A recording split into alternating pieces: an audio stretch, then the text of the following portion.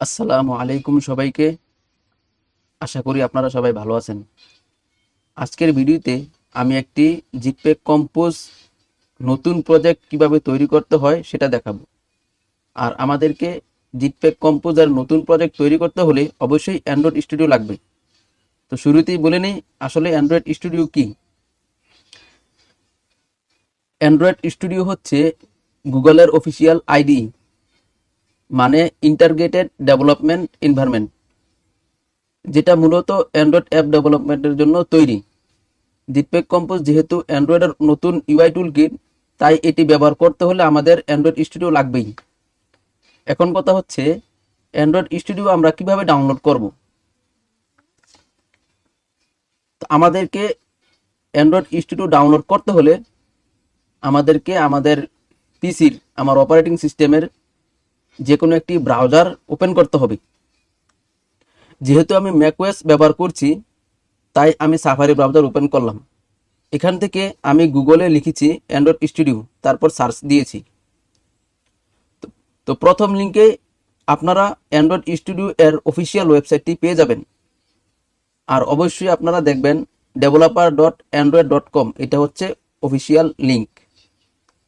তো আমরা এই অফিসিয়াল লিঙ্ক থেকে আমরা অ্যান্ড্রয়েড স্টুডিওটি ডাউনলোড করব। মনে রাখবেন আমি সাফারি ব্রাউজার ব্যবহার করছি কারণ আমি ম্যাক ব্যবহার করছি, কিন্তু যদি আপনি উইন্ডোজ ব্যবহার করেন তাহলেও হয়তো আপনি ক্রোম অথবা ইজ ব্রাউজার ব্যবহার করবেন। আসলে ব্রাউজার কোনো বিষয় না, আসল বিষয় হচ্ছে অ্যান্ড্রয়েড স্টুডিও ডাউনলোড করার সময় যেন অফিসিয়াল সাইট থেকেই করেন। তো ডাউনলোড করার জন্য আমরা যখন অফিসিয়াল লিঙ্কে আসব তখন কিন্তু এখানে দেখাবে, এরকম একটি লেখা আসবে বাটনের মতো, ডাউনলোড অ্যান্ড্রয়েড স্টুডিও। এখানে বর্তমানে নরওয়েল 3 ফিচার ড্রপ আছে। আপনাদের ক্ষেত্রে এখানে বিভিন্ন ভার্সন আসতে পারে, সমস্যা নাই, সকল ভার্সনগুলি একই রকম, সামান্য কিছু ডিফারেন্ট থাকে। তো এখানে যে বাটনটা আছে এই বাটনটাতে আপনারা ক্লিক করবেন। ক্লিক করলে এখানে কিছু লেখা দিবে। তো আমরা নিচে চলে যাবেন, এখানে টার্ম অ্যান্ড কন্ডিশন যে একটা বাটন আছে এটাতে আমরা টিকমার্ক করে দিবেন। টিকমার্ক করার পর যেহেতু আমি ম্যাক ব্যবহার করছি সেই ক্ষেত্রে আমাকে দেখাচ্ছে। তো আমারটি মূলত অ্যাপেল চিপসেটের ম্যাক, কারো কারো ইন্টেল চিপসেটের ম্যাক হতে পারে। তো যেহেতু আমারটা অ্যাপেল চিপসেটের, তাই আমি ম্যাক উইথ অ্যাপেল চিপ এটাতে ক্লিক করলাম এবং এখানে কিন্তু ডাউনলোড হচ্ছে। আর আপনাদের ক্ষেত্রে উইন্ডোজ হলেও হয়তোবা এখানে আপনাদের উইন্ডোজের সিস্টেম দেখাবে, সমস্যা নেই, আপনি দেখলে বুঝতে পারবেন। শুধুমাত্র আমার মতো করেই আপনি টার্ম অ্যান্ড কন্ডিশনে ক্লিক দিয়ে ডাউনলোডে ক্লিক করবেন। তো আপনাদের নেট যদি ভালো থাকে আশা করি দ্রুত ডাউনলোড হবে। আর ফাইল সাইজ একটু বড়, 1 থেকে 2 GB হতে পারে, এই জন্য সময় নিতে পারে। অ্যান্ড্রয়েড স্টুডিও আইডিটি ডাউনলোড কমপ্লিট হওয়ার পর আমরা অ্যান্ড্রয়েড স্টুডিও আইডি টুলসটিকে ওপেন করব, অর্থাৎ ইনস্টল করব। আমি অ্যান্ড্রয়েড স্টুডিওর মধ্যে ডাবল ক্লিক করলাম। তো আমি যেহেতু ম্যাক ইউজ করতেছি, তো ম্যাকের ক্ষেত্রে জাস্ট খালি এখানে অ্যাপ্লিকেশনটাকে ধরে, অর্থাৎ অ্যান্ড্রয়েড স্টুডিও ধরে আমি যদি জাস্ট খালি অ্যাপ্লিকেশন ফোল্ডারের দিকে টান দিয়ে ছেড়ে দেই, তাহলে সেটি কি হয়ে যাবে, ইনস্টল হয়ে যাবে। আর আপনি যদি উইন্ডোজ ব্যবহার করে থাকেন বা অন্য কোনো অপারেটিং সিস্টেম ব্যবহার করে থাকেন, তাহলে ডাবল ক্লিক করলেই আপনার কাছে ইনস্টল দেখাবে। আপনি জাস্ট খালি সবগুলি নেক্সট নেক্সট করে কমপ্লিট করে দিবেন। আশা করি আপনারা ইনস্টল প্রসেসটাকে ভালোভাবে হ্যান্ডেল করতে পারবেন। তো অ্যান্ড্রয়েড স্টুডিওটি ইনস্টল কমপ্লিট হয়েছে, আমি কেটে দিলাম। এখন আমি আমার অ্যাপ্লিকেশন ভিতরে গিয়ে আমি অ্যান্ড্রয়েড স্টুডিওকে ওপেন করব।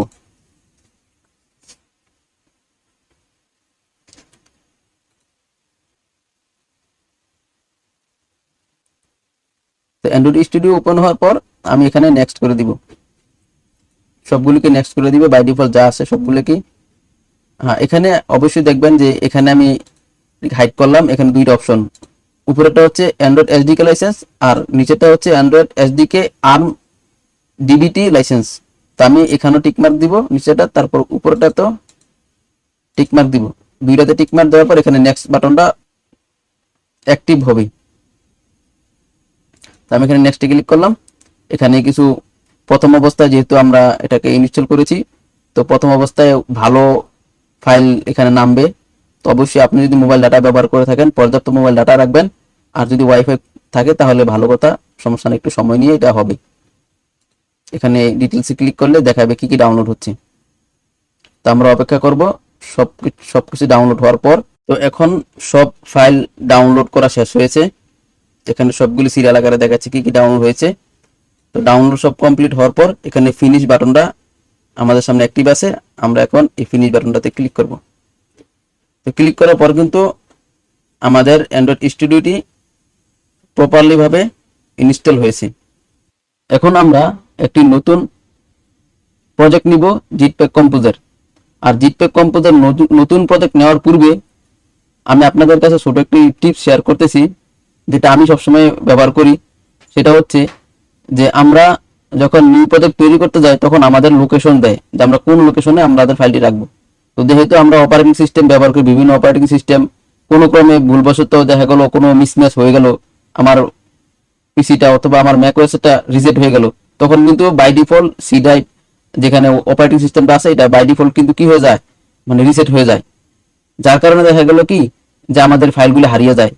তো এই জন্য সবসময় আমাদের খেয়াল রাখা উচিত যে আমরা শুরুতেই প্রজেক্ট তৈরি করার পূর্বে আমরা দেখবো যে আমাদের প্রজেক্টটা কোথায় রাখা দরকার। তো অবশ্যই আপনারা এমন একটা জায়গায় প্রজেক্টটিকে রাখবেন যেখানে সেভ থাকবে।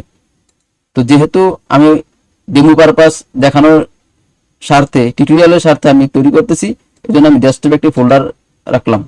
এখানে নাম দিলাম মাই প্রজেক্টস।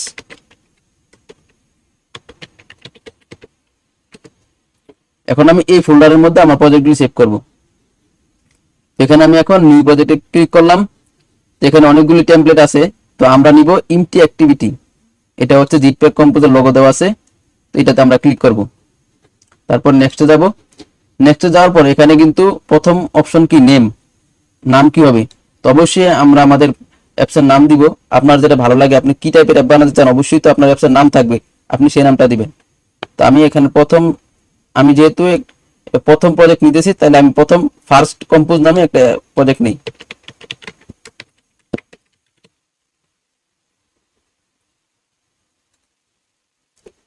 আর এখানে দেখেন এই যে এখানে যে নামটা, এটা কিন্তু খুবই গুরুত্বপূর্ণ নাম। এটা আমরা একটু দেখি যে বিভিন্ন কোম্পানি যারা অ্যাপ তৈরি করছে বা প্লে স্টোরে অ্যাপ দিচ্ছে, তারাও কিন্তু এটিকে কিভাবে ব্যবহার করছে আমরা একটু দেখি।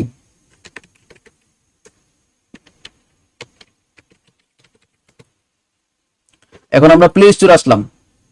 আসার পর এখান থেকে যে কোনো একটা অ্যাপস আমরা দেখি যে এরা কিভাবে, মানে এটা কিভাবে কাজ করে সেটা দেখার জন্য আমি আপনাদেরকে দেখাচ্ছি। যেমন পাবজি একটা মোবাইল গেমস। আচ্ছা, এখানে যদি আমরা এই লিঙ্কে ক্লিক করি, দেখেন এখানে কিন্তু কি দেওয়া আছে, com.tencent.ig। এই যে এই নামটা আছে না, আমি এখান থেকে কপি করে নিই আপনাকে দেখানোর জন্য।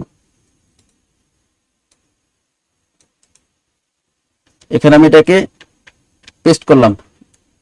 তাহলে দেখেন এরা কিভাবে ব্যবহার করছে, কম মানে কোম্পানি, টেনসেন্ট মানে এটা টেনসেন্ট কোম্পানির, আইজি মানে এটা হচ্ছে তাদের অ্যাপসের নাম বা গেমস যেটা আমি দেখলাম ওইটার। তো এই জন্য আপনি কি কি করবেন, আপনার ক্ষেত্রে যেহেতু আপনি তো কোম্পানি হয়ে থাকেন, তাহলে আপনি কম দিবেন। কারো কারো আবার কোম্পানি অর্গানাইজেশন হয়, কোনো কোনো ক্ষেত্রে তারা ওআরজি দেয়। তো এই জন্য এটাকে ফলো করার জন্য খেয়াল রাখবেন, এটা কিন্তু ইউনিক হতে হবে। আপনি এমন নাম দিলেন যেটা পূর্বে কেউ ব্যবহার করেছে, তখন আপনি কিন্তু প্লে স্টোরে ওই অ্যাপটাকে আপলোড করতে পারবেন না, এরর মারবে, যে কারণ অলরেডি এর নামে একটা কি আছে, আছে। এই জন্য এটা ইউনিক হতে হবে। এমন এমন কিছু ব্যবহার করবেন যাতে এটা কার সাথে না মিলে, আপনার নিজস্ব হয়। তো সেই ক্ষেত্রে আমি দিলাম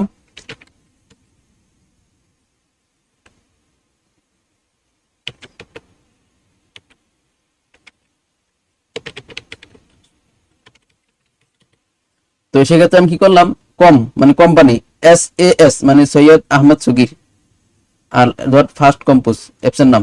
তো আপনি এইভাবে ফলো করতে পারেন। তবে এটা ইউনিক হতে হবে। প্লে স্টোরে যখন আপনি অ্যাপ রিলিজ করতে যাবেন তখন কিন্তু অবশ্যই এই নামের সাথে কারো নাম মিলতে পারবে না, এটা হচ্ছে একটা ইউনিক আইডি, এটা মাথায় রাখবেন। অ্যাপসের নাম হইতে পারে একই অ্যাপস, অনেক ফান্নি ভিডিও নামে অনেক অ্যাপস পাবেন আপনি প্লে স্টোরে, ওটা সমস্যা না, কিন্তু প্যাকেজ কিন্তু সবার এক না, আলাদা আলাদা, ভিন্ন ভিন্ন, এটা ইউনিক।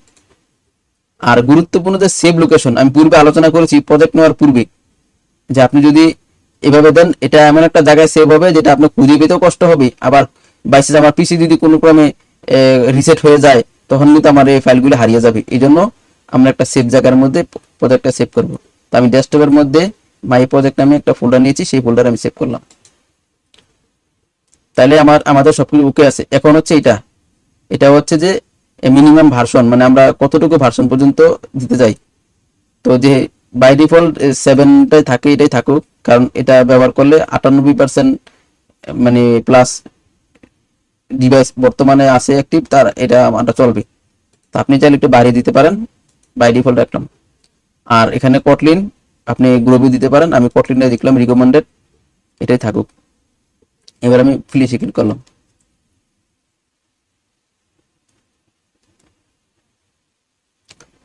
তো যেহেতু আমরা প্রথম প্রজেক্ট তৈরি করলাম, এখানে কিন্তু আবারও লোড হবে, কিছু ফাইল নামবে। এই জায়গায় ক্লিক করলে বিল্ড যে লেখাটা, এখানে দেখাবে যে কি কি ফাইল ডাউনলোড হচ্ছে জিপ আকারে। তো আমরা ওয়েট করি, দেখি সকল ফাইল ডাউনলোড হওয়ার পর আমাদের প্রজেক্টটা রেডি হবে। তো এখন আমার প্রয়োজনীয় সকল ফাইল ডাউনলোড কমপ্লিট হয়েছে এবং বিল্ড সাকসেসফুল দেখাইছে কোনো এরর ছাড়াই। তার মানে আমাদের প্রজেক্টটা এখন সম্পূর্ণভাবে রেডি। তো এখানে আমরা হাইট যে মাইনাস যে আইকনটা আছে, এখানে মাউস রাখলে দেখাচ্ছে হাইট, এটাতে ক্লিক করে এটাকে হাইড করে ফেলবো। আর এটাকে আমরা এখানে ক্লিক করে হাইড করে দিব, আর এটাকেও আমরা এখান থেকে হাইড করে দিলাম আপাতত। আমি পরবর্তী ভিডিওগুলিতে এখানে আপনাদেরকে দেখাবো কোনটির কি কাজ। আপনারা এখানে ভয় পাওয়ার কিছু নেই, আমি এমনভাবে ইনশাল্লাহ বলার চেষ্টা করব যাতে আপনারা অতি সহজে বুঝতে পারেন। তো এই হচ্ছে আমাদের প্রজেক্ট, আর এটা আসছে মূলত এখান থেকে মেইন অ্যাক্টিভিটি কেটি, আর এটা হচ্ছে আমাদের প্রজেক্ট। আর এখানে দেখেন এই যে ক্লাস অ্যাক্টিভিটি অন ক্রিয়েট বা এরকম যতগুলি এখানে লেখা আছে ফাংশন ক্লাস, এগুলি আমি পরবর্তীতে আপনাদেরকে খুব সহজ ভাষায় আমি আপনাদেরকে ব্যাখ্যা করব ইনশাল্লাহ। আমি আপনাদেরকে কথা দিচ্ছি, আমি খুবই সহজভাবে আপনাদেরকে বলবো, হাতে কলমে দেখিয়ে আপনাদেরকে বলবো। আপনাদের টেনশন করার কিছু নেই, ইনশাল্লাহ আমি আপনাদেরকে আমার যতটুকু জানা আছে সবটুকু দিয়ে আমি আপনাদেরকে চেষ্টা করব ভালোভাবে বোঝানোর জন্য। আলহামদুলিল্লাহ, আমার এই ভিডিওগুলি আপনারা দেখে অবশ্যই অনেক হেল্পফুল হবেন। আশা করি জিটপ্যাক কম্পোজ নিয়ে আর কোনো দ্বিধায় থাকবেন না, কোথাও আটকাবেন না। আমার উপরে আপনারা বিশ্বাস করুন, ভরসা রাখুন। এখন আমরা এই প্রজেক্টটিকে রান করে দেখব ঠিক আছে কিনা। এখানে অ্যান্ড্রয়েড স্টুডিওর যেই ডান সাইডে আমরা যদি মাউসগুলি রাখি আইকনগুলিতে, এখানে দেখায় কোনটা কি। তো এখানে মাউসটা রাখলে দেখায় ডিভাইস ম্যানেজার। তো আমরা এই ডিভাইস ম্যানেজারে যাব। তো বাই ডিফল্ট আমাদের সামনে একটা এমুলেটর অটোমেটিকলি আছে, তো আমরা এটাকে ওপেন করব। এখানে ক্লিক করি, এখানে প্লে বাটনটা আছে, এটাতে ক্লিক করলে সেটা ওপেন হবে। আর এখানে ডিভাইস রানিং ডিভাইস লেখা আছে, তার মানে এটাতে ক্লিক করলে রানিং ডিভাইস দেখাবে। তো এটাতে ক্লিক করলাম।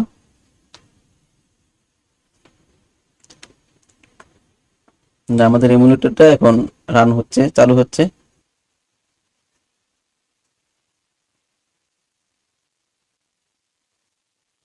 হ্যাঁ, আমাদের এমুলেটরটা এখন চালু হয়েছে। এবার আমরা প্লে, যেখানে যে লেখা উপরের সাইডে যে আইকনগুলি আছে অ্যাপের সাথে যে প্লে রান অ্যাপ, এই আইকনটাতে ক্লিক করলে আমাদের প্রজেক্টটা এখন ইনস্টল হবে আমাদের ডিভাইসটিতে, ভার্চুয়াল ডিভাইসটিতে।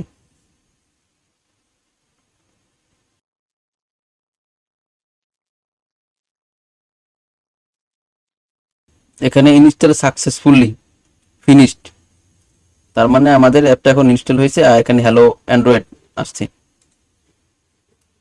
এই যে আমরা এখানে হ্যালো দিলাম, এখানে আমরা এখান থেকে প্যারামিটার হিসেবে 5 হিসেবে এখানে আসবে, এটা আমরা এখানে ডিক্লেয়ার করলাম। এখানে হ্যালো আছে। আর আমরা এখানে, আমি এটাকে হাইড করে নিই।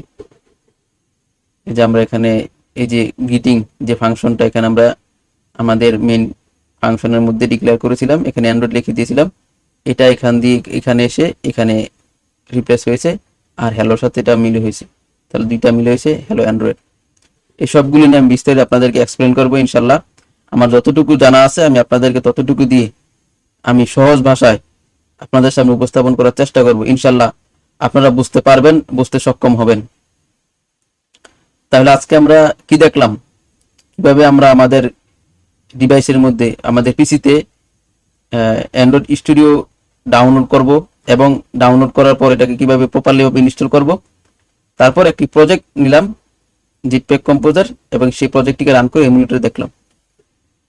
তো আমার ভিডিওটি ভালো লাগলে অবশ্যই একটা লাইক দিবেন, আর আমার ভিডিওটা যদি হেল্পফুল মনে হয় তাহলে শেয়ার করবেন যাতে অন্যরা দেখতে পায়, কারণ আপনাদের শেয়ার করার মধ্য দিয়ে আরেকজনের দেখার সুযোগ হয়। আর কোনো মন্তব্য থাকলে অবশ্যই কমেন্টে বলবেন। আর আজ এই পর্যন্তই, দেখা হবে পরবর্তী কোনো ভিডিওতে। আসসালামু আলাইকুম।